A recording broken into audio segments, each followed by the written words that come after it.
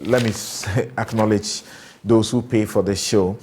The show is brought to you by the candid sponsorship of Bank of Africa, as strong as a group and close as a partner. MTN, everywhere you go, MTN is there.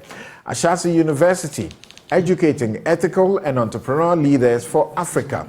Robert & Sons Optical Services, your comprehensive eye care service provider for 31 years. Duroplus, producers of quality PVC and HDPE pipes and water tank. Where Duroplus goes, water definitely flows. DBS Industries, roofing, Papa Fie. My Way, dial *165# on MTN to join My Way today. Syntex tanks, it's strong and it's tough. Flamingo paints, simply superior. Sneak Seed self-employed enrollment drive. It's your future, so own it. Best Brain Publication, tomorrow education today. Thank you very much. Now, I'd like to begin with Honorable Minister Hussaini. So the special prosecutor has gone to court back to try and freeze again and then confiscate the monies that it took from Cecilia Dapaah. Went to court, and because journalists are following this issue, they have gone to the court and procured the court documents. And the court documents are quite revealing. Unlike the last time when the special prosecutor went without giving evidence and indications of what he was dealing with, this time round, he's telling the courts almost everything, showing bank accounts and claiming that some of the funds that he has cannot be traced to her source as what she earns, that she's engaged in some real estate business, and they single out an individual that she was selling a property to and decided to do it in the name of another person. But when it got to payment, then she disclosed her real name and the payment was made. So a host of other things. I don't know what you have read and what you have to say. Yes, I start with you. You want to start? Yes. Okay. You have the permission to start, isn't it? Oh yes, Gary. Something. With respect, I think that the things that we are reading about now, if it is correct, it's emanating from court processes filed before a judge. That's right. Yes. And it's a motion which is pending before the High Court. Mm-hmm. And if we are not careful, we may end up dealing with the matters before the court and prejudice the outcome of the matter. I'm saying so because from what I've read so far, I've not even seen a response from Honorable Cecilia. She has filed a response. Yes, she's filed a public response. We haven't confirmed what she has filed in the court, but she has done a public response. Yes. So far, I have not read any court response from her. And it's a motion which I believe is fixed for October.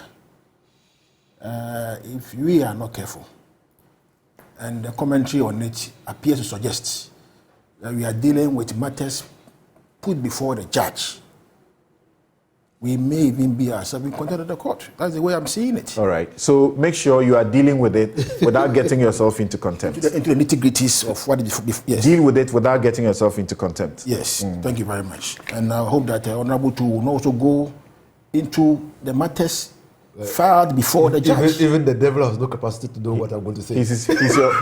You are his lawyer? Yes, I'm his lawyer. I'm his lawyer. You know, me and him, we always watch each other's back. So we don't veer into an arena where it's so uncharted. Okay. That what is before a judge, already we sit here, we discuss it, and then, you know. Yeah, so it's a matter of such significant public interest.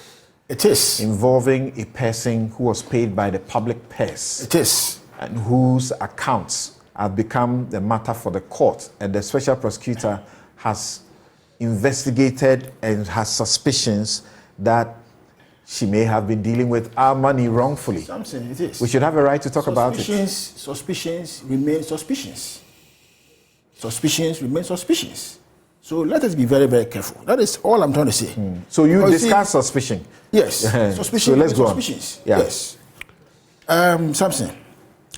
Let us take it this way. You see, the SP has commenced investigations having reasonable ground to suspect that something appears tainted and therefore want the court to freeze it. Investigations are ongoing. I'm not sure that investigation has been completed. They are still ongoing. Now, under the scheme of affairs, the law allows him to come to court within 7 days to get confirmation of the seizure. Now, if he goes and the court says, yes, I agree with you, I'm going to freeze for you, you have 60 days within with preferred charges. If within 60 days don't prefer any charges, you have to release the property back to the owner. Okay? Now, if you prefer charges, then you can now come back to the court for another extension of the order that you receive for a 2-year period. Then you can now proceed to go and try the person in court or whatever it is. At the stage where we find ourselves now, where we are now, I think that we should allow the system to run the way it's been running. So far, there is nobody who has interfered in the investigation process of the special prosecutor. Not the executive, not anybody. He's doing his work. And you can see that he's doing his work. So I will just plead that I'm a bit concerned, Honorable. Yes. With sometimes the media, this one, they've gone to court. They went to the court registry, picking the information and throwing it out there to do more like a media trial. That is my concern. That is my concern. I'm only pleading that at this stage, let's hold our horses, let the process go through, let them go to court, whether they confirm or not confirm, let the person go through. If at the end of the day it turns out that there is something there worth charging, you go through the process. If at the end of the day turns out there's nothing there worth charging, everything comes to a halt. But for me, to sit here and then we will now take the court documents filed, the process filed, and to deal with it one by one to make it appear as if they are conclusive facts or evidence, and that the woman is guilty as charged already, I think that will be doing her a great disservice. The documents don't say so. So how can those who pick the documents say so? The document don't say what? They don't say this is conclusive. How can those who pick the document say this is conclusive? Well, you see, it is the way the reportage has been going and the documents among others, the media report among others. Yes. It may be sensationalizing to say that a ghost is remitting to her account, but her brother who is dead, is still remitting in the account. Well, accounts can communicate. So you may discuss it that way. That's why I say at this stage, yes. At this stage, something. At this stage, if she was your client, at this stage you realize that it's too early in the day. If I pick it is too early in the day in the sense that if I am hired, OSP doing a diligent. If I'm hired by a public officer in a matter such as this, I'll let them know that they cannot stop the public from discussing the issues. Say it again. I didn't get the question. If I'm hired by a public officer, yes, in a matter like this, I'll let them know that they cannot stop the public from discussing them. Yeah, but not in a manner that if you are not careful, it may end up. Okay, so let's say you are done. You are done. You have been careful about what you want to do. And I know my client sitting here. Leave him alone. Let him do what he wants to do. My client sitting here will also make sure. I'm not. First of all, let's all understand that this Cecilia Dapaah's matter is a matter of huge national interest. Not because she's Cecilia Dapaah. She got into the matter when she was a public officer. The matter got her to resign. There appeared to be a violation of the public conduct of public officers in the Constitution, Article 284. You understand? And so clearly we will discuss it. Now, and we're following it because before MPP came into an office, they made solemn pledges to the people of Ghana. One such solemn pledge was the fact that their realization and acknowledgement that Ghana was unable to fight corruption because the Attorney General sits in cabinet, and that's what the manifesto of the MPP said, sits in cabinet with his colleague ministers. So we'll find it difficult to prosecute them when they are engaged in acts of corruption. So your manifesto said. And so they were proposing that to cure these development, or if you want lacuna, even though many people were talking about separating the Attorney General's office from the Minister of Justice, their suggestion, the MPP's suggestion, was to establish an office of the Special Prosecutor. Correct. And when they came, one of the first pieces of legislation they passed, apart from personal legislation to amend the Local Government Act to make the appointed local assemblymen go retire or sack them, one of the most important pieces of legislation they passed was the Public Officers Act, the Special Prosecutors Act. And I was a ranking member. And I traveled with the committee to many jurisdictions, Samson. So it's a difficult job. But you understand, like in Malaysia, they say that unless you are prepared for the difficult jobs, unless you are prepared as a political party, and the People's Party of Singapore, where, what's the name of that man who was in Singapore, Lee Kuan Yew, had come to office on the promise to fight corruption. In fact, when they were going to be sworn into office, they wore white. They were clean.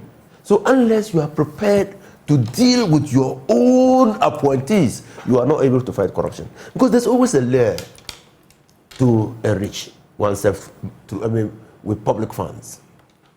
So when they appointed the public prosecutor, they gave the public prosecutor all powers. In fact, in Singapore, we were told that a minister of state was being investigated. He was so close to the Prime Minister, Lee Kuan Yew. He went to Lee Kuan Yew and said he should interfere.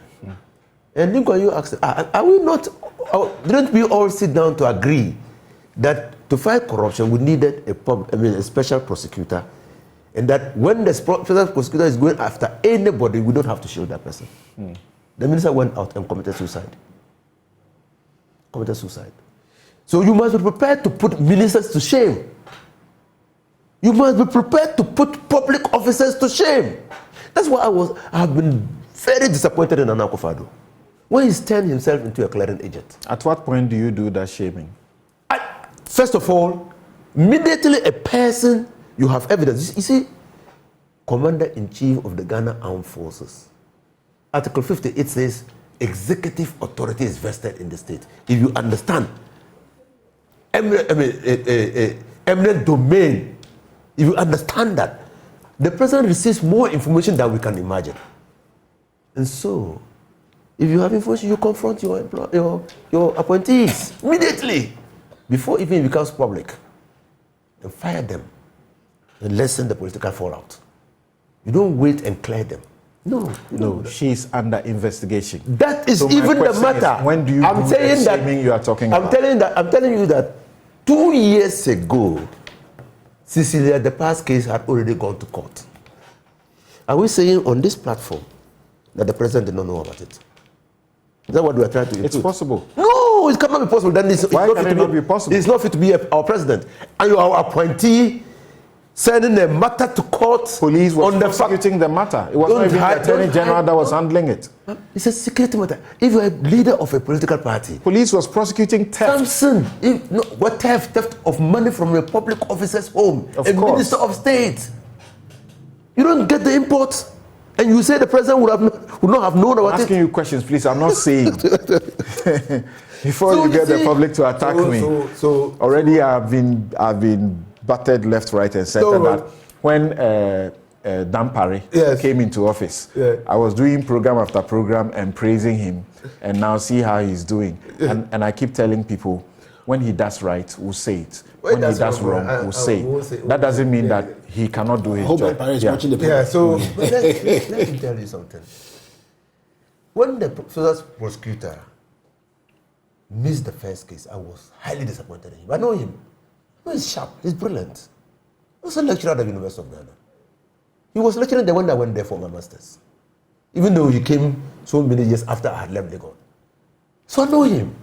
And I know he's so sharp to have made a mistake twice. So what was he trying to prevent? So I didn't take kindly at all to his mistake. And that you have just revealed. How on earth do you expect a court to give you a freezing order or a confirmed seizure when you didn't provide the details in the account? Which court will give you a blank check? Who were you trying to protect? You needed to raise a problem, and now you think he was trying to protect her? I think he was trying to protect somebody. I think he was trying to do something to protect somebody. I don't think so. I don't say Cecilia Dapaah. I'm not saying Cecilia Dapaah. But I think that it's a feeling I have. I might be wrong. Yeah, but it's a feeling. It's a feeling. You see, and I'm thinking. It's a feeling. Gary, please let him feel. Let him feel. I will not let my client go down that path. It's a feeling. You see, because you see, you couldn't make that. You had gone to court in an earlier case. You had been defeated. Repeating mistakes is not experience. Obin Menu of late said it in 1979. And if my friend Mr. Kokobako is listening, I told him today. He's listening. Repeating mistakes has never been considered as experience. So I didn't expect him to repeat the same mistake. And also the law is so clear. He disagrees that he made a mistake. He only feels that he wants to do what the judges say No. I think that he did. By his law, he doesn't think first of all, you see, the law talks about seized property, not search of property. The reckoning of time begins with the seizure of the property. So if you seize many properties at different times, you don't start reckoning time from the last property you seized. No, you don't do that. And aggregate the property seized. No, that's what he's sought to do. He's sought to aggregate the properties. But that's not the basis on which the judge dismissed the application. No, that was the basis on which they objected to the application by the council. They said he had run out of time. Have you forgotten? That's what they said. But that legal point was not taken. Yeah, but clearly that's what. Although it was ruled on. So you see, for now, let me say that it's a huge public matter. We are all concerned. Since the discovery of the theft at Cecilia Dapaah's place, many things have come up. I think even the discovery itself occurred in circumstances that can best be described as happenstance. Also, until the house help was found in the room, which theft had been going on for a year or so. Cecilia Dapaah and the husband did not know that their property was being stolen. So how can that happen? Now, and again, the facts of the discovery of extra amounts of money in the house smacks of money laundering and bribery. And clearly, what has happened just yesterday in America vindicates that view. Bob Menendez stashed about $500,000 was found in his room, stashed in envelopes, some in his breast pockets and in closets. The same way the discovery was made in Cecilia Dapaah's place. Now, my good friend, I forgot Gary, he's my good friend. In this case, the special prosecutor says they found various amounts stashed in 32 different envelopes, discovered through arduous search by authorized officers. We are going into the matter again. Yes, so you see, I'm just trying. It's just a fact. I know the limits of contempt. No, it's not about contempt. Today, what we are reading is exactly the same that have been provided by the FBI in America. It's public. It's public. You see, public officer occupies a public office and does public service. So matters of this nature are in the public interest. That you see, governance is founded on trust. That these people will do good to the citizens of the country. That where the people have reasons to believe that those in public office are not working for their good but for their selfish ends, then they lose trust. And that's a threat to democracy. And that's why we must speak about it. Now, all over, I've heard people say that there's a public trial. No. The journalists have always said that this is what the special prosecutor is saying. This is what Cecilia Dapaah is saying. This is what the lawyers of Cecilia Dapaah is saying. This is what even the cousin of Cecilia Dapaah has said. This is what some other actors have said. So they put the information into the public domain and we make our conclusions. That is not contemptuous of court. So, one, I believe that the special prosecutor is aware of the fact that he will not be forgiven if he makes a third mistake. Two, that we want this matter investigated to the bottom. We don't want Nana Akufo-Addo to leave office with that dubious title of a clearing agent. And we want the president to stay off. That's a title he has refuted. He has refuted in a very effective way. If you followed his address at the GBA conference. Yes. Oh, you said that in South Africa. You repeated that statement is the same repeat. Okay. It's a repeat. It's a repeat. It's a standard statement. All right. So let's go to the Auditor General, the former Auditor General of this republic, who knows how some of these enterprises are done. These suspicious things are done. The Occupy Ghana, for example, took 5 years of the Auditor General's report and did the analysis and came to the conclusion that monies stolen or, as it were, stolen or is it misused, amounted to, between the 5-year period, more than twice what we are at the IMF looking for. And this Auditor General, many believe, was hounded out because he was the man to stop some of these things. We're taking a quick break. When we return, we'll get his views. You're welcome back. This is Newsfile. It's the most authoritative news analysis platform, and here on Newsfile, we put Ghana first. And my guest, Inusa Fuseni and Gary Nimako-Mafo. Gary, the man that is urging a lot of caution in the discussion to avoid contempt.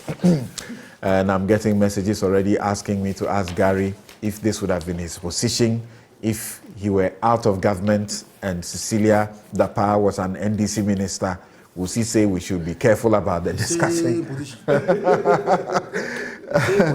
Yes, Mr. Domelevo, what do you see and how do you think that this matter should be handled? Are you impressed with how the OSP is going about it?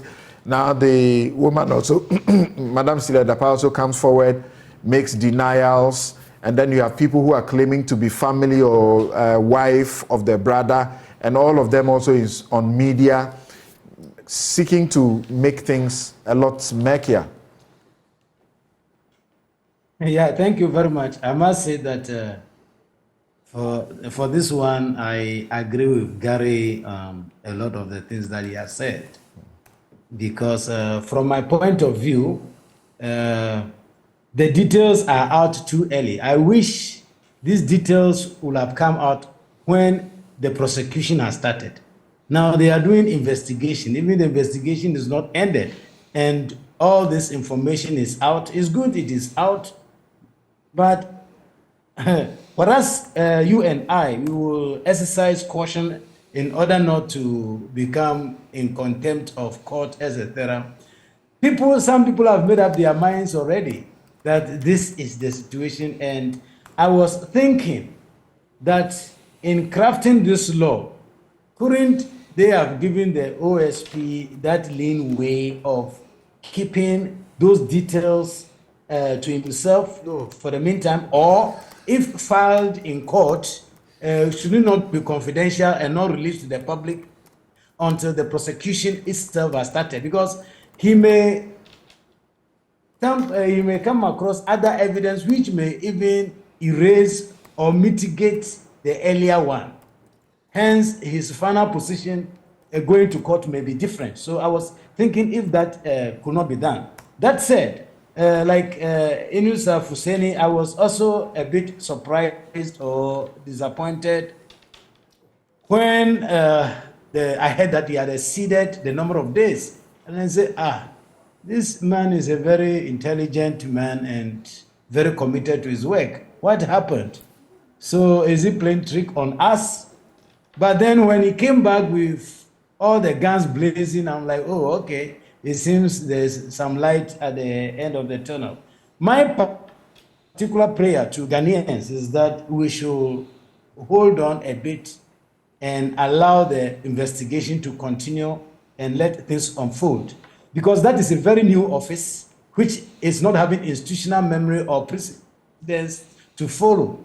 It was just the same as when I started disallowing and surcharge. We made a bit of mistake at times, and some of them we even thought it was not mistake, but that is what the court wanted. We disagree with the court, but well, their words are always final. But all that I was telling my colleagues was that, yes, let's do it. If we go and they say you didn't do this, next time let's make sure that thing has been done. Let's keep eliminating the excuses that the court has till the day they have no excuses to give any longer. So I think we should give them some briefing space. But that brings to mind, for me, the need for us to take seriously the assets and liabilities declaration by public office holders in the country. You and I, we agree that the law as it stands at the moment is a joke. It is not effective. It is not fit for purpose. If the declaration was properly done and verified, I think some of the claims date as far back as, I think, 2005 or 2003. Maybe that's when she was in the previous MPP administration. So we could have gone there to see whether those things were declared and properly verified and existed, and it would have helped the investigation and also published. So it would have been a public record. We would have all known that since those days she had these things, and there is nothing new to talk about it. But I also would like to suggest at this point in time, again, that we still need to improve upon the assets and liabilities declaration, which is now in the form of a draft a bill yet to go to Parliament. But we should introduce lifestyle audit as a preemptive measure to check or hold public officers accountable when we think their lifestyles are not in sync with their resources or income that are available to them. And in that case, we can be sure that we may be able to limit the level or the extent to which public funds can be abused by the public office holders. These are my brief comments. Thank you. Right. The special prosecutor appears to hit a brick wall.